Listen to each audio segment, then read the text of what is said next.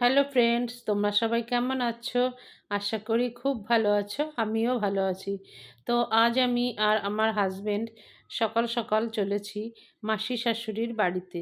তো প্রথমে চলে এলাম ছোট মামা শ্বশুরের দোকানে। তারপর ওখানে এসে আমরা খেতে বসেছি। দেখো, রয়েছে কচুরি আর আলুর তরকারি।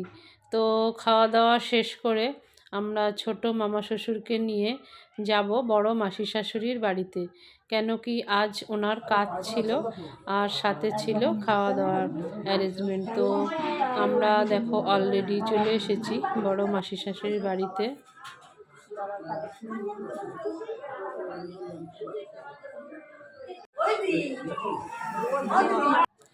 কিছু সময় পর দেখো আমরা খেতে বসেছি সাদা ভাত, শাক ভাজা, ডাল, এঁচোড়, চিংড়ি, মাছ।